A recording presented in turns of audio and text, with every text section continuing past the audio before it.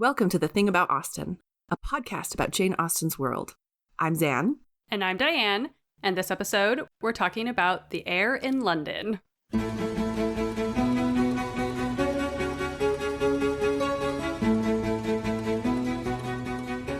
For this episode, we are so thrilled to welcome our guest, Dr. Rena Jones.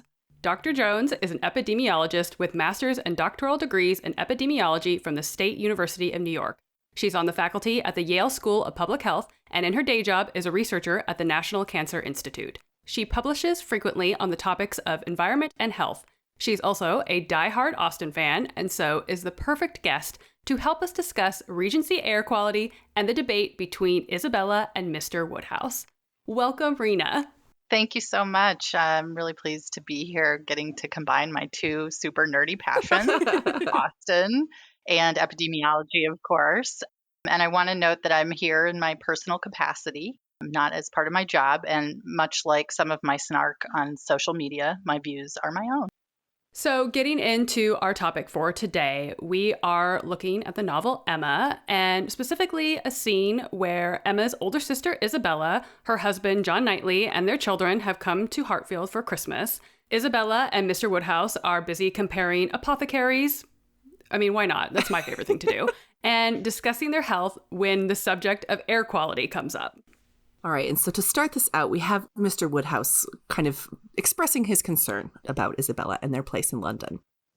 Ah, my poor dear child, the truth is that in London, it is always a sickly season. Nobody is healthy in London. Nobody can be. It is a dreadful thing to have you forced to live there so far off, and the air so bad. No, indeed, we're not at all in bad air. Our part of London is very superior to most others. You must not confound us with the London in general, my dear sir. The neighborhood of Brunswick Square is very different from almost all the rest. We are so very airy. I should be unwilling, I own, to live in any other part of the town. There is hardly any other that I could be satisfied to have my children in. But we are so remarkably airy. Mr. Wingfield thinks the vicinity of Brunswick Square decidedly the most favorable as to air. Oh, the dueling apothecaries. It's one of my favorites. Before we get into pelting Rena with our many questions about air, just a little bit of geographic definition setting. So Brunswick Square is an area in London in what is now known as Bloomsbury. At the time of Emma, it was a recent development and was not considered a fashionable neighborhood. The wealthy and elite of society tended to live in the more established West End neighborhoods of Mayfair and Marylebone. The Knightleys could probably have afforded to live in the more stylish neighborhoods, but Brunswick Square has the advantage of being close to the city of London, where all the business was happening, as well as the law courts. So John Knightley, which should not surprise any of us who are familiar with his character, he's a man who likes a short commute, and he's not here for frippery, you know? He is no nonsense about this. It's close and convenient to work. That's what matters. So, Rena, we are very excited to have you talk to us specifically about the air quality in London at this time. They're right at the midst of the Industrial Revolution. So what is the air quality like around this period? Not great. So this is early 19th century, right? So we're right in the midst of the Industrial Revolution, as you said, which is really like an 80-year period from the mid 1700s to the mid 1800s or so. Basically, it's a period of immense urban growth, the building of cities, the concentration of housing, other kinds of buildings, industry, people, and the modernization and development of that industry. So things like mechanized production in factories, paving of roads, which was a big deal. It could really reduce, trips from one end of the country to the other, from weeks to days, for instance. City lighting was big. So around the time Emma is set, London had just moved from oil burning lamps to using coal gas lamps, which were a major source of air pollution. And really underpinning all of this growth is the burning of coal. It was very frequently used as a source of lighting and heat. And the product of that is a lot of smoke and fumes. And in London in particular, a lot of this was trapped in the very still air and kind of kept it low to the ground where people were breathing it in. And these were referred to, when that happened, when the air would get trapped down the ground, it was referred to as fogs. So London fog is not just a coat, it's a thing. And this is where you can actually see the particles in the smoke, in the air, and people were breathing it in, as I said. And The fog includes particles as well as sometimes a poisonous gas, sulfur dioxide. The air in London was sometimes referred to as pea soup because it was thick and sort of yellow-greenish. It sounds disgusting, and it was. Delightful. Good grief. Indeed. The air quality in London was quite bad during these peak times, particularly for people really right in the heart of the city. So Mr. Woodhouse maybe has a bit of a point here then. He's not wrong. He's not wrong. And I would imagine this is happening during the winter season, so That's right. Air quality is probably worse, right? Because people are burning more fuel to heat their homes. Yeah. And the cold air actually serves to trap the pollution at the ground level. And there was a very famous episode of that in actually the 1950s, London, where the cold air sort of trapped everything at the ground level for 4 or 5 days and killed many thousands of people. Talk to us a little about miasma theory and how that might be playing into this discussion and possibly the concerns that Mr. Woodhouse has. Yeah, sure. So the miasma theory was the prevailing understanding and one that had lasted centuries, right? Like BC, the time of Hippocrates. This was around for a very long time before the germ theory replaced it. So the idea is that disease was caused by a miasma, which is just a Greek word that literally means pollution, but was used colloquially to refer to bad air. Miasma or bad air was thought to be caused by sort of putrid things, rotting organic matter. And so being able to smell something in the air was sort of an indicator that the air was bad. And in London, as you can imagine, the peak of the Industrial Revolution, there's all sorts of bad smells from bodies to, the pollution itself. And they weren't totally wrong, right? Odors sometimes signify germs and, that sort of thing. So it's not totally wrong. So bad air was quite literally correct in some cases. But the germ theory of disease, where we began to understand that actual pathogens, bacteria, viruses, and the like, could cause disease and replaced miasma theory, it was not widely accepted until the late 1800s. So at the time of, Austen's works and Emma that we're talking about, bad air was sort of the prevailing thought, and one did not want to come in contact with bad air. But when people in Austen's works are referring to bad air, they're not necessarily referring to the pollution itself, the smog, the smoke. They may be. That's certainly part of it in the London landscape. That overall vibe in the city is of having dirty air, lots of people, crowded conditions, smells, etc. So spending a lot of time in the city where one could not get fresh air was certainly not something people wanted to do. And that we see across Austen's books. But London, of course, had all of the allure, right, of high society and wealth and access to all of the great things. So people wanted to spend time there, but they also recognized that they should probably spend time away for their health. And so that's where we see the references to, spending time in Bath or other places to get that fresh air.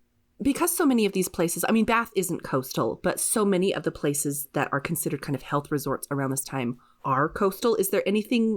Were there any theories that coastal air was maybe superior to even just country air? Do you know any of that? Generally speaking, the idea of the winds sort of being stronger in coastal areas, and this is actually true, wind does sort of move pollution, but it can trap it as well as move it out. But I think, just, in terms of relative levels of freshness, the sea was certainly something in Austen's works that seemed to be superior, generally speaking. It's like in addition to this, concern over the London air, there's also that concern when they're at the Crown Inn. Everyone is so concerned about the drafts coming in. So was that also like watch out for that cold air? Yeah, definitely. And this is a little bit how you kind of know germ theory wasn't really gelled at that point, right? People really equated getting exposed to cold air to getting a cold. And we know that that's not true. Yes, in some regards, getting a draft or, being cold would suppress your immune system. There's some logic behind that. But certainly in Emma, they were planning to use the Crown as a site for a ball. And there was all of the concern about having to move through a passage to sort of get people to have enough room to dance. And everyone, Mrs. Weston, was very concerned about the possibility of young people being exposed to drafts. And certainly that would depend on your individual constitution and how vulnerable you might be to such drafts. But that's another air that was certainly not so much pollution, but certainly cold air was something to be avoided at the time. And imagine if some unscrupulous youth dares to open a window when no one is looking. Open a window. The sheer negligence involved in that kind of activity is just staggering. Exactly.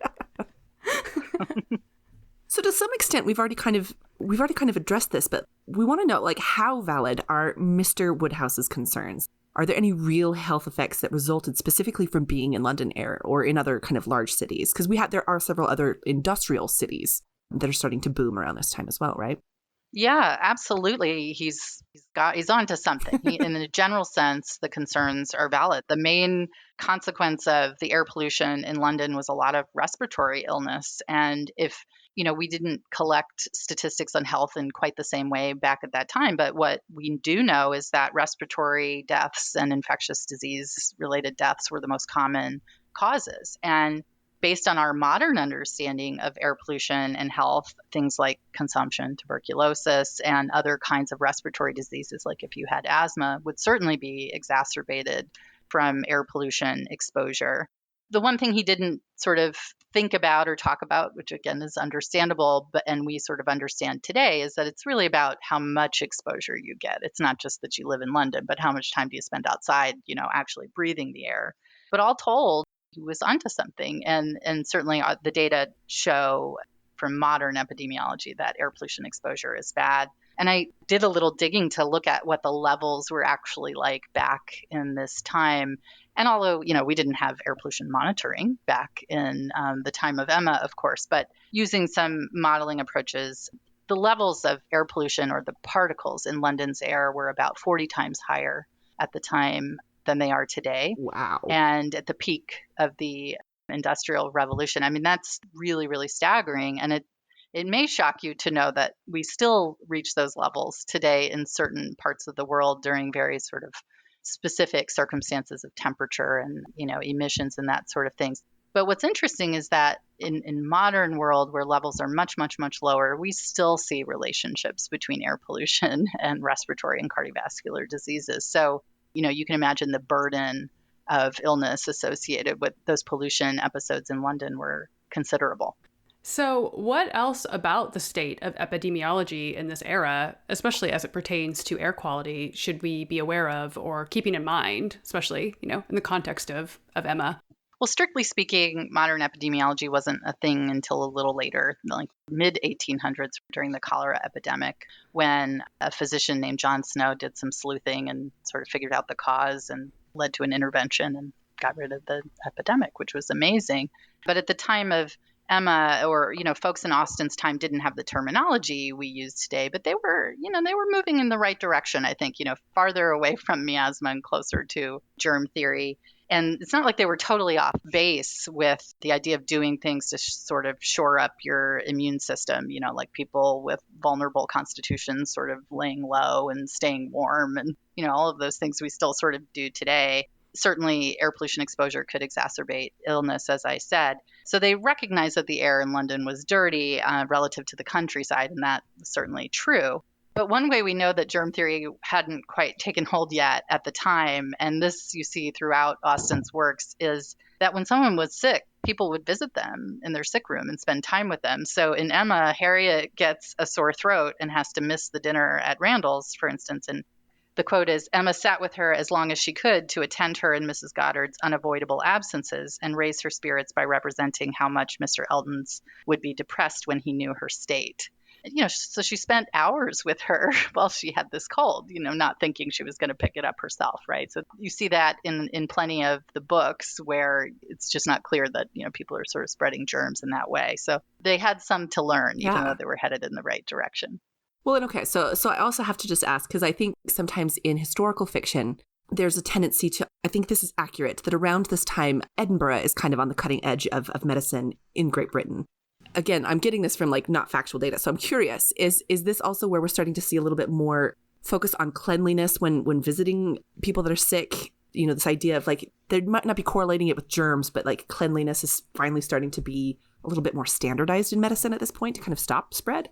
Yeah, I think as the transition to the germ theory becoming more widely accepted was happening around this time, not just in the UK, but in Paris, which was sort of the pinnacle of modern medicine, going back ages. Yes, cleanliness was a big component of that. And there are certainly records that, any modern epidemiologist learns about in their sort of Epi 101 type courses, that examples back in the early 1700s of where, people were focused on that sort of thing. So it's not as if it didn't exist, but just sort of the collective understanding and reasoning, moving towards the idea of, okay, hygiene, Sure. that's a part of this, didn't really start to gel until that time. Okay. So what do we think Mr. Woodhouse and Isabella's concerns over and interest in air quality really tells us about their character? Because I think Austen is setting this up as a way to examine character, especially because it's a father-daughter comparison. Totally, right. They're both complete worrywarts, right? Anxious dispositions. Mr. Woodhouse relies very heavily on the advice of Mr. Perry, whose name is mentioned a zillion times at least, the apothecary, who seems inclined to, sort of entertain Mr. Woodhouse's neuroticism at times, I think. And Isabella, I imagine, just inherited her father's gift for prophylactic worry, is how I would, describe them in some ways, like my grandmother, prophylactic worrier. And, when Isabella has a husband to sort of temper her, just in the way that Mr. Woodhouse has Emma to, sort of soothe his concerns. Well, I think it's really, really fascinating the way that the Isabella and Mr. Woodhouse kind of set up these apothecaries as dueling apothecaries. The fact that she is so heavily reliant on Mr. Wingfield, and that she actually kind of sets him up as a foil to Mr. Perry. The fact that this is something that, like, the further, the more that Mr. Woodhouse kind of starts to preach the gospel of Perry, she is just as adamantly hanging on to according to Mr. Wingfield. And it's again, I think that this is so maybe revealing about the way that Isabella grew up. Like, you get yourself an apothecary and then you stick with them. I don't know. Well, I especially love it with Mr. Woodhouse, though, because it's pretty transparent that half of the stuff from Mr. Perry is really from Mr. Woodhouse. Mr. Woodhouse is like, well, Mr. Perry said, aka I said. So. Right. And maybe some of Isabella, as you said, the sort of dueling apothecaries, and maybe Isabella is really just reacting because she's defensive, right? She's got children. She's trying to oh, no, Wingfield says that it's fine, the air, it's fine. It's not nearly as bad as you think it is, kind of thing, just because she shares some of the fears, but wants to defend herself and her family. It is like that relative at the family gathering who's just questioning all your choices, and you're kind of like, I don't, what do you want me to tell you? Like, this is my job. This is where I live. You know what I mean? Like, really basic things that aren't things that are just easy to change. That is where John Knightley's job is. That's where they live. What are they supposed to do? Right, exactly. Rena, you pointed it out that she also very clearly, especially in the passage that we read, talks about it. Like, I'm thinking about my children. Like, the fact that she's kind of almost having to kind of defend it as a parent, that I, of course, I'm conscious of these things for my children. Don't think that that's not a factor. Imagine if she was on like a Facebook moms group. Oh my gosh. Like, oh, well, I only take my children to where the air is good. And then she'd have 400 moms jumping all over her case about that. And again, attacking like, how dare you live in Brunswick Square instead of Hartfield, when it's like, again, It's like nothing we can do about that. Gotta live where I gotta live. So Mr. Woodhouse is sort of playing the role of the obnoxious mommy group. That fits with his character, though. Like, yeah, this works. Yep. I can see that for him, for sure. Not only is he kind of in that mode, but he's also, it's obnoxious because he's actually kind of right. Like Rena was saying, it's like the air quality is bad, but we can't all live Perry's gospel. It's really not something doable for all. Right. And there are trade-offs, right? I mean, it extends to sort of everything in his life. It's like if it were just these couple of fairly well-reasoned, legitimate concerns, he could raise them and that would sort of be the end of it. But he takes pleasure in this prophylactic worry. Kind of along those lines, do you see any other connections to concerns over health, air quality, illness that you see in Austen's other works, particularly as regards epidemiology and our different understanding of how disease spreads? Yeah, I think the themes about the quality of the air and the strength of one's constitution and their tendencies toward, frailty or ill health are common throughout Austen's works. Illness is used as a plot device to bring people in and out of certain situations or interactions with one another, right? So in Emma, Harriet's ulcerated sore throat meant she couldn't join the dinner with everyone in the neighborhood at Randall's, and deaths obviously do this too. So Mrs. Churchill had a long history of illness that many thought was feigned in some ways, or, sort of a nervous temper. And then when she suddenly dies, right, that opened the opportunity for Frank Churchill to reveal his engagement to Jane Fairfax and get his uncle's approval to marry. My favorite example of illness as a plot device is actually from Pride and Prejudice, where Jane catches a cold riding over to Bingley's, right? And Mrs. Bennet is thrilled because it throws the two of them together over the course of a couple of days, and this will surely lead Bingley to fall in love with her.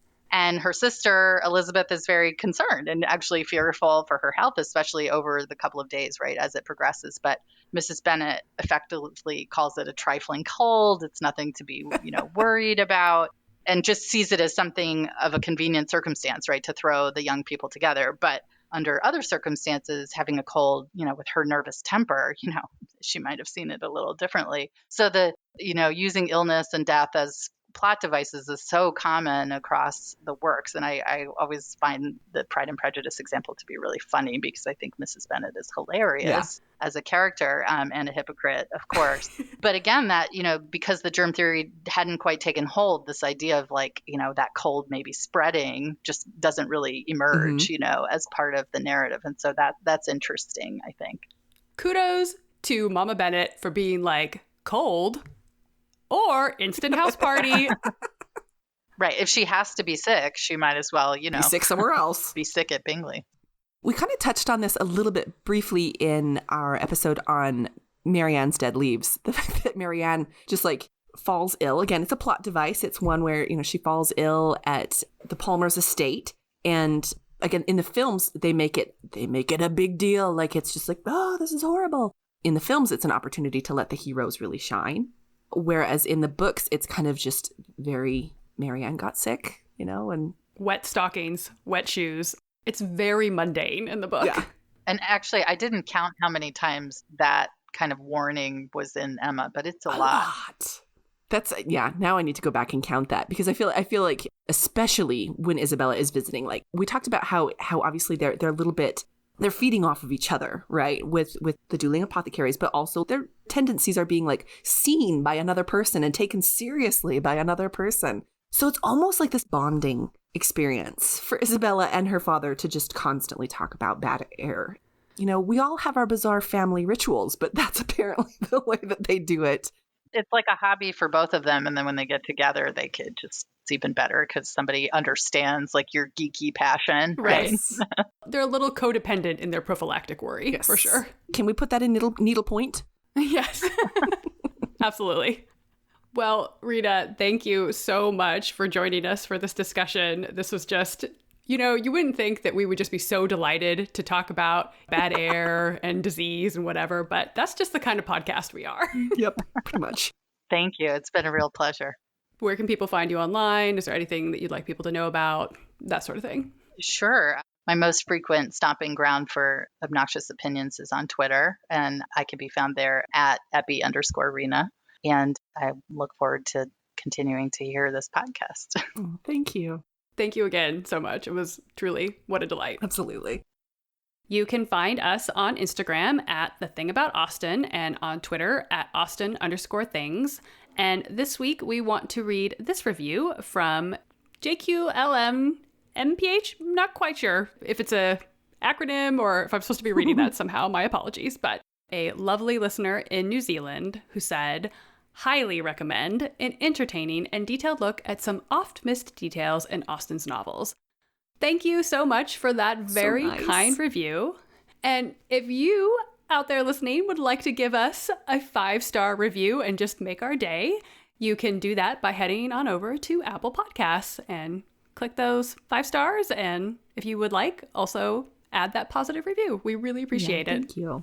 And next week, we are taking a break for the holidays, but stay tuned for the next episode in which we will be talking about Colonel Brandon's flannel waistcoat. Thanks for listening. Bye.